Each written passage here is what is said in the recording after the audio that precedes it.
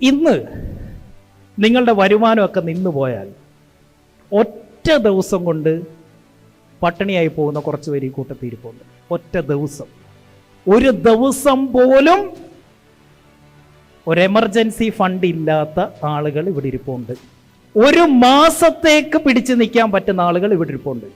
ഇന്ന് തൊട്ട് ഒരു വരുമാനവും കിട്ടിയില്ലെങ്കിലും നിങ്ങളുടെ ഇന്നത്തെ ജീവിത നിലവാരം ഒരു പടി പോലും താഴോട്ടിറങ്ങാതെ ഒരു മാസം ജീവിക്കാൻ കഴിവുള്ളവർ ഇവിടെ ഉണ്ട്. 6 മാസം പിടിച്ചു നിൽക്കാൻ പറ്റുന്ന കുറച്ച് പേര് ഇവിടെ ഉണ്ട്. 1 വർഷം വരെ മാക്സിമം എനിക്ക് ഈ മുഖങ്ങളിൽ കാണാൻ പറ്റുന്നത് 1 വർഷം. അതിൻ്റെ അപ്പുറത്തോട്ട് നിങ്ങൾക്ക് പറ്റില്ല. അതുകൊണ്ട് എന്താ മനസ്സിലാക്കണ്ടേ? നിങ്ങളെങ്ങും ഒന്നുമല്ല എന്ന് മനസ്സിലാക്കുക. നമുക്കൊരു തോന്നലുണ്ട് നമ്മൾ മറ്റാരാണ്ടേക്കാളൊക്കെ മികച്ചവരാണെന്ന്. ആര് എന്നതുള്ളതാണ് ചോദ്യം. എന്നേക്കാൾ താഴെ ഉള്ളവനെ നോക്കിയിട്ട് ഞാൻ ഏതാണ്ട് സംഭവമാണെന്നും പറഞ്ഞിട്ട് ഏത് പൊട്ടക്കിണറ്റിലെ തവളയ്ക്കും നിൽക്കാം. പക്ഷെ എന്നേക്കാൾ മുകളിലുള്ളവനെ നോക്കിയിട്ട് ഞാൻ ചോദിക്കണം, ഹു ആം ഐ? MDRT ആയവർ ഇന്ന് ഇവിടെ വന്ന് മസിലൊക്കെ പിടിച്ചിരിക്കുക. എന്തുവാ ആകാത്തവരുടെ അടുത്ത്? നീ ആയില്ലല്ലോ, ഞാനായി. അതാകാത്ത അവരെ നോക്കിയിട്ട് കൊഞ്ഞനം കുത്തല്ല വേണ്ടത്, മുകളിലുള്ളവനെ നോക്കിയിട്ട് ചിന്തിക്കണം. അടുത്ത പ്രാവശ്യം എനിക്ക് നിൽക്കണം ഈ സ്റ്റേജിൽ, എനിക്കെന്ത് ചെയ്യാൻ പറ്റുമെന്ന് ചിന്തിക്കുന്നിടത്താണ് സക്സസ് ഇരിക്കുന്നത്. അതുകൊണ്ട് ഒരു കാര്യം മനസ്സിലാക്കേണ്ടത്, നിങ്ങൾ എപ്പോഴും നോക്കുക, always check your skill set. ആവനാഴി ഒന്ന് നോക്കണം, അതിൻ്റെ അകത്ത് എന്തെങ്കിലും ഉണ്ടോ എന്ന്. സത്യസന്ധമായി നിങ്ങളുടെ സ്കിൽ സെറ്റ് പരിശോധിച്ചാൽ നിങ്ങൾക്ക് മനസ്സിലാവും എന്താണ് ഇന്നത്തെ നിങ്ങളുടെ ലൈഫിൽ ഇങ്ങനെ ആവാനുള്ള റീസൺ. നിങ്ങളുടെ കയ്യിൽ ആകെ ഉള്ളത് കുറേ സർട്ടിഫിക്കറ്റ്സാണ്. എന്ത് കാര്യം?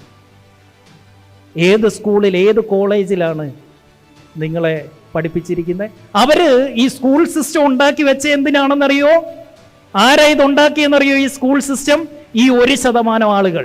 എന്തിന്? 10%, 89%. അവർക്ക് വേണം. എന്തിനാ? അവരുടെ ലേബേഴ്സായിട്ട്, അവർക്ക് വേണ്ടി പണിയെടുക്കുന്നവര്. 10% വേണം അവർക്ക്, അവരുടെ മാനേജേഴ്സായിട്ട്. 1% അത് അവരുടെ മക്കളും അവരും മാത്രമാണ്. എന്നിട്ട് ഇവരെന്ത് ചെയ്തു? അവർ സ്കൂൾ എന്നൊരു സിസ്റ്റം ഉണ്ടാക്കി. ആ സ്കൂളിലേക്ക് ഈ ടീംസിനെയൊക്കെ വിട്ടു. ഇവരെ മാത്രം ബിസിനസ് സ്കൂളൊക്കെ ഉണ്ടാക്കിയിട്ട് അവിടേക്ക് വിട്ടു. ഈ 10%. കാരണം അവരുടെ ബിസിനസ് റൺ ചെയ്യാൻ അവർക്ക് ആൾ വേണം.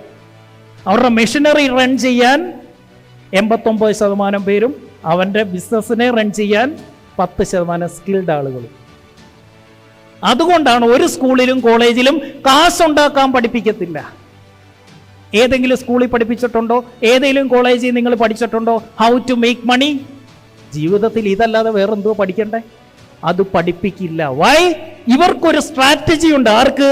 ഈ 1% ഒരു സ്ട്രാറ്റജി ഉണ്ട്. എന്താണെന്നറിയോ? Keep them poor. എന്താണ് അവരുടെ സ്ട്രാറ്റജി? Keep them poor. നിങ്ങൾ പട്ടിണി കിടന്നാലേ അവന് കാശുണ്ടാക്കാൻ പറ്റൂ. 89% പട്ടിണി കിടന്നാലേ ആ 1%ൻ്റെ പോക്കറ്റിലേക്ക് ഒഴുകിയെത്തൂ. അതിനവരൊരു ഏറ്റവും എളുപ്പമാർഗം കണ്ടുപിടിച്ചു, സ്കൂൾ. ഇവിടെ ടീച്ചർമാരൊക്കെ പല്ലും കടിച്ചിട്ട് തന്നെ നോക്കുന്നു.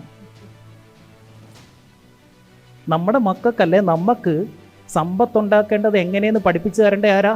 ഈ ടീച്ചർമാർ. ടീച്ചർമാരുടെ കയ്യിൽ എന്തുണ്ട് സമ്പത്ത്?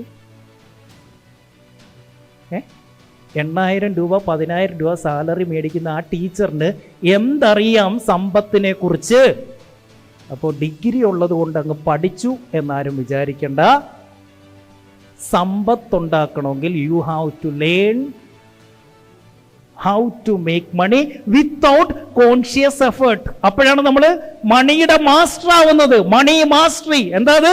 എൻ്റെ ഉപബോധ മനസ്സ് പോലും അറിയാതെ ഞാൻ കാശുണ്ടാക്കിക്കൊണ്ടേയിരിക്കണം. You have to learn how to make money. കാശുണ്ടാക്കുന്നത് എങ്ങനെയെന്ന് പഠിച്ചപ്പോഴാണ് എനിക്ക് മനസ്സിലായത് സ്കില്ല് കൂട്ടിയാലേ കാശുണ്ടാക്കാൻ പറ്റൂ. അപ്പൊ നിങ്ങൾ എന്തുണ്ടാവും? ഈ 89 നിന്ന് സ്കില്ലാവുമ്പോൾ നിങ്ങൾ എവിടെ എത്തി? 10%. ഞാൻ എന്താ ചെയ്തേ? ഞാനും നിങ്ങളെപ്പോലെ സ്കൂളിലും പോയി കോളേജിലും പോയി മാത്സും പഠിച്ച് BSc മാത്സും എടുത്ത് MBAക്കും പോയൊക്കെ 89% അവൻ്റെ ജോലിക്കാരനായിട്ട് നിന്നതാ. അവിടുന്ന് ഞാൻ മനസ്സിലാക്കി എൻ്റെ സ്കില്ല് കൂട്ടണം. ആ സ്കില്ല് കൂട്ടിയപ്പോ 10% ഞാൻ പെട്ടു. ആ സ്കില്ല് വെച്ച് ഞാൻ കാശുണ്ടാക്കി. How to multiply my money എന്ന് ചിന്തിച്ചപ്പോൾ ഞാൻ ഈ 1%-ലെത്തി. ഈ 1%-ലെത്തിയപ്പോഴാണ് എനിക്ക് മനസ്സിലാകുന്നത് ഈ സ്ട്രാറ്റജി എന്താണെന്ന്.